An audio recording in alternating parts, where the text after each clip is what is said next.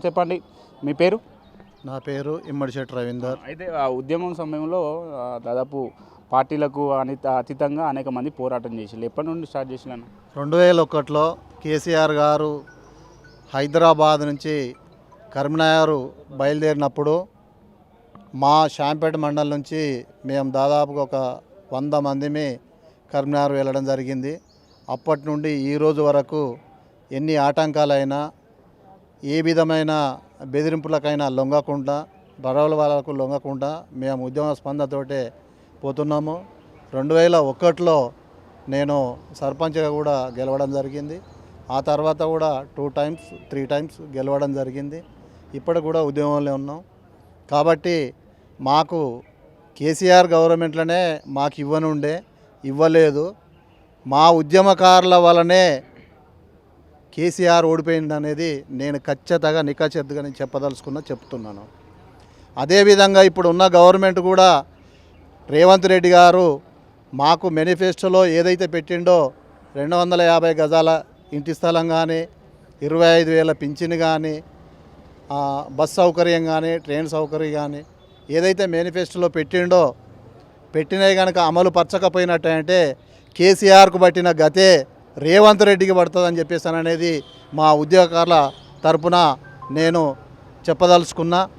రేపు ఇవాళ కాకపోయినా రేపైనా ఈ యొక్క మా ఉద్యమకారుల సమస్యలన్నీ పట్టించుకొని చేసి మా యొక్క విధానాన్ని అమలుపరచాలని చెప్పేసి మేము కోరుకుంటున్నాం. అయితే మనం చూసుకున్నట్లయితే కాంగ్రెస్ ప్రభుత్వం అధికారంలోకి వచ్చిన తర్వాత వెంటనే మేము ఏదైతే ఉద్యమకారులకు రావాల్సినటువంటి పెన్షన్ కావచ్చు, అట్లనే వాళ్ళ ఇంటి స్థలం కావచ్చు, 10 లక్షల బీమా కావచ్చు, ఆరోగ్య బీమా కావచ్చు, ఇతర అంశాలు వెంటనే మేము పరిష్కరిస్తామని చెప్పిళ్ళు. గత ప్రభుత్వం అన్నేమే ఇప్పుడు అసలు ప్రభుత్వాలు ఎందుకు ఉద్యమకారులు అంటే చిన్న చూపు చూస్తుంది అనుకోవచ్చు? ప్రభుత్వాలు అంటే మేము ఉద్యమం చేసినప్పుడు మా శాంపేట మండలం నుంచి 25 మంది ఉంటుంది. 25 మందిలో మేము దాదాపుగా మాది 24 గ్రామ పంచాయతీలకు 24 గ్రామ పంచాయతీలు గెలిచే స్థాయికి తెచ్చుకున్నాము. అన్ని విధాలా మేము సహకరించాము. కాకుంటే ఏంటంటే ఆ ప్రభుత్వం ఎట్లా చేసిందో మేము కూడా అదే విధంగా పోతాం. దాటేసే ధోరణి చేస్తే ఈ ప్రభుత్వాన్ని కూడా అదే గతి పడుతుంది. మళ్ళీ ఏం చేయాలో మేము చేసి గెలిపిస్తాం. మాకు ఇచ్చే గవర్నమెంట్ ఏదైతే మళ్ళీ ముందుకొచ్చి మా సమస్యలు తీర్చుతుందంటుందో ఆ గవర్నమెంట్కే మా ఉద్యమకారుల మద్దతు ఉంటుంది. అంటే మరోవైపు చూస్తున్నట్లయితే అనేక మంది ఆత్మగౌరవ సభ మన కల్వకుంట్ల కవిత కావచ్చు, అట్లనే ఉద్యమకారులకు మేము అండగా ఉంటామని చెప్పేసి అటు బీఆర్ఎస్ పార్టీకి సంబంధించినటువంటి కేటీఆర్ కావచ్చు, అట్లనే కేసీఆర్ కూడా గతంలో ఏదైతే ఉద్యమంలో ఉన్నారో వాళ్ళని తప్పకుండా ఆదుకుంటామంటున్నారు. అంటే గెలిచిన తర్వాత మాత్రం పట్టించుకోవట్లేదు. ఎక్కడ లోపం జరుగుతుంది అనుకోవచ్చు? ఇప్పుడు కవితక్క గారు కూడా ఎంపీగా ఉన్నారు, ఎమ్మెల్సీగా ఉన్నారు. ఆమె బయటకు వచ్చినాక మాట్లాడుతున్నది. ఆమె అధికారంలో ఉన్నప్పుడు ఎందుకు మాట్లాడలేదు ఈ మాట అని నేను కవితక్కను కూడా డిమాండ్ చేస్తున్నాను.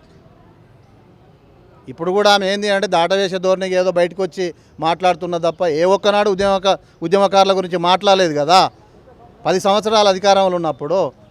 ఇప్పుడు మేము ఎట్లా పట్టించుకుంటాం? ఆమె మాట పట్టించుకోము. ఆమె ఏదైనా చేయాలనుకుంటే బయటకు వచ్చి మాట్లాడాలి. కవితకు కూడా పదే చెప్తుంది కదా, ఆ గవర్నమెంట్లో ఖచ్చితంగా ఉద్యమకారులు నిరాశకు గురైనలు ఖచ్చితంగా మేము చేయాలని చెప్పినప్పుడు కూడా కొన్ని ఏదైతే పట్టించుకోలేదు అన్నట్టుగా కూడా కవిత చెప్తున్నది. ఎందుకంటే ఉద్యమకారులను పట్టించుకోవాలని చెప్పేసి కూడా మొన్న ఈ మధ్య ఏదైతే వాళ్ళు కూడా ఆత్మగౌరవ సభ ఏర్పాటు చేయడం జరిగింది. ఆ సభలో కూడా కవితక్క చెప్పింది చాలామంది ఉద్యమకారులకు నష్టం జరిగింది, ఖచ్చితంగా చేస్తామని చెప్పేసి అంటున్నారు. నమ్మొచ్చా? నమ్మం. మేము ఉద్యమకారులం మేము నమ్మం. ఎందుకనంటే నువ్వు 10 సంవత్సరాలు ఉన్నప్పుడు ఏ ఒక్కనాడు మాట మాట్లాడింది ఇప్పుడు బయటకు వచ్చి ఆమె స్వలాభం కోసము ఆమె మాట్లాడుతున్నది తప్ప కవిత మాటలు మేము నమ్మము. ఎట్టి పరిస్థితుల్లో నమ్మం. కేసీఆర్ మళ్ళీ బయటకు వస్తాడు ఇక కేసీఆర్ అని అంటే ఒకటి కేసీఆర్ కూడా ఎందుకంటే మేము ఆయనను అంటే విమర్శ అనేది కాదు, పునాదితోటి పిల్లర్లు వేసినాం, తెలంగాణ తెచ్చుకున్నాం. ఇప్పుడు ఆ పిల్లర్లు పోయి కూలగొట్టే టైంకు అందరు నచ్చినలా చేర్చుకున్నాడు. కూలగొట్టినలో మళ్ళీ అవతల పడ్డాడు. ఇప్పుడు మళ్ళీ పిల్లర్ల కోసం వెంకులాడుతా అని అంటున్నాడు. పిల్లర్లో లేని స్లాబ్ ఎత్తి ఏమవుతుంది? ఫస్ట్ ఉద్యమకారులను దగ్గర తీసినట్టయితే ఖచ్చితంగా మళ్ళీ కేసీఆర్ వస్తాడు. కానీ ఇప్పటికైనా కేసీఆర్ పెద్ద మనసు చేసుకొని పెద్ద మనిషిగా ఆయన ఉద్యమకారుల గురించి ఆలోచించి మేము ఎల్కతుర్తి మీటింగ్ అప్పుడు కూడా మేము స్పీకర్ని కలవడం జరిగింది. కలిసినప్పుడు తప్పిదం జరిగింది.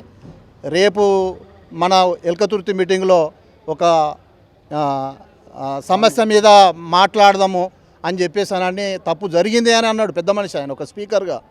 అక్కడ కూడా ఎల్కతుర్తి సభలో కూడా ఏం మాట్లాడలేదు. ఇప్పటికైనా పెద్దలు కేసీఆర్ గారు ఉద్యమకారులను పట్టించుకొని ముందుకు పోయి రేపు పెద్దపల్లి సభలో కానీ లేకుంటే ఇప్పుడు రేపు మన జగిత్యాల సభలో మాట్లాడి ఈ ఉద్యమకారులకు హామీగా ఏది చెప్పినా కూడా మళ్ళా ఉలుకు పలుకుల మీద పోయి జెండా పట్టుకొని తిరుగుతాను. ఇప్పుడు ఉద్యమకారులు ఎక్కడికి పోలేదు, కాకపోతే ఒకసారి చూద్దామని చెప్పేసి అని అధ్యక్షుల్లో దాన్ని ఇప్పటికైనా కేసీఆర్ పెద్దలు పట్టించుకోవాలని చెప్పేసి అని కోరుకుంటున్నాను. అయితే దాదాపు మీరు చూసుకున్నట్లయితే మధుసూదన్ చారి శాంపేటలో కావచ్చు, అట్లనే భూపాలపల్లి నుంచి గెలిచినటువంటి చరిత్ర ఉన్నది. ఆయన కేసీఆర్ వెంటనే ఉంటా అంటాడు. ఎప్పుడైనా అక్కడ ఉన్నటువంటి స్థానిక ఎమ్మెల్యేగా ఉన్న సమయంలో, అటు స్పీకర్గా ఉన్న సమయంలో మీరు చెప్పినా అంటున్నారు, మరి వాళ్ళ స్పందన ఎట్లా వచ్చింది? కేసీఆర్తో ఏమైనా చర్చించినప్పుడు వాళ్ళు ఏమైనా చెప్పిండా? అట్లాంటివి ఏమైనా మీరు ఎప్పుడైనా చర్చకు వచ్చినాయా? చెప్పినా అన్నాడు, ఎందుకంటే పెద్ద మనిషి ఆయన చాలా మేధావి. డిస్కస్ చేసినప్పుడు కూడా కొంతమంది క్యాబినెట్ మినిస్టర్లు కానీ లేకపోతే కొంతమంది ఈ తెలుగుదేశం నుంచి అందులో పోయిన కొంతమంది దుర్మార్గులు ఉద్యమాలకు మనం ఇప్పుడు ఇది ఏ ప్రకటించినా కూడా బాగుండదు అని చెప్పేసి అని కొంతమంది వ్యతిరేకించిన అనేది మాతోటి కూడా మాట్లాడడం జరిగింది, షేర్ చేయడం జరిగింది. చూసారు కదా, ఏదైతే ఉద్యమకారులు మరొకరు ఉన్నారు వారితో కూడా మాట్లాడదాం అన్న.